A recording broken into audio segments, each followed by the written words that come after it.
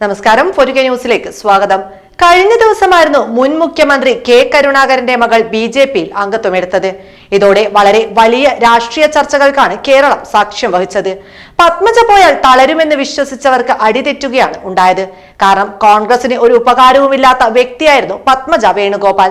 ആ പത്മജ വേണുഗോപാൽ പോയതോടെ സത്യത്തിൽ കോൺഗ്രസ് തളരുകയല്ല ചെയ്തത്, മറിച്ച് കോൺഗ്രസിനുള്ളിലെ ഗ്രൂപ്പിസം മറന്ന് പ്രവർത്തകർ ബി.ജെ.പിക്കെതിരെയും പത്മജയ്ക്കെതിരെയും ഒന്നിച്ചു നിൽക്കുന്ന കാഴ്ചയാണ് കണ്ടത്.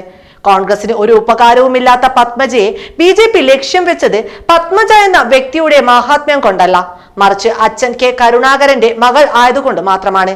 അച്ഛന്റെ പാരമ്പര്യം വോട്ടാക്കി മാറ്റാൻ പത്മജയെ മുന്നിലിറക്കാൻ വേണ്ടി മാത്രമാണ് ഒന്നിനും കൊള്ളാത്ത പത്മജയെ ബി.ജെ.പി പാർട്ടിയിലേക്ക് ക്ഷണിച്ചതുപോലും.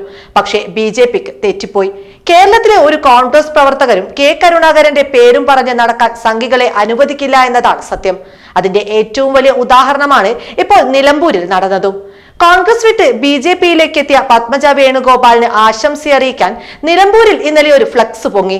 ഫ്ലക്സിലാകട്ടെ നരേന്ദ്രമോദിക്കും പത്മജയ്ക്കുമൊപ്പം കെ കരുണാകരന്റെ ചിത്രവും. മലപ്പുറം നിലമ്പൂരിലാണ് ബി.ജെ.പി നിലമ്പൂർ മുനിസിപ്പൽ കമ്മിറ്റി ബോർഡ് സ്ഥാപിച്ചത്.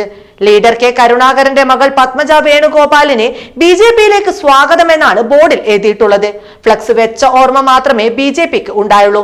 നിമിഷ നേരം കൊണ്ട് നിലമ്പൂരിലെ കോൺഗ്രസ് പ്രവർത്തകർ അത് വലിച്ചുകീറി പെട്ടിയിലാക്കി.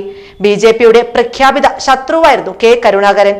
കേരളം കണ്ട ഏറ്റവും വലിയ മതേതരവാദിയും എന്നും RSSനെ എതിർത്ത വ്യക്തി കൂടിയായിരുന്നു അദ്ദേഹം. ആ കരുണാകരന്റെ ചിത്രമാണ് ഇപ്പോൾ മോദിക്കൊപ്പം വെച്ചിട്ടുള്ളത്.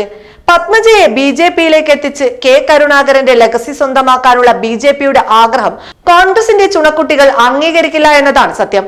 അതാണ് ഇന്നലെ നിലമ്പൂരിൽ കണ്ടതും. നിലമ്പൂരിൽ ഇന്നലെ സംഘികൾ വെച്ച ബോർഡ് കോൺഗ്രസ് പ്രവർത്തകർ വലിച്ചുകീർന്ന ദൃശ്യങ്ങളിതാ.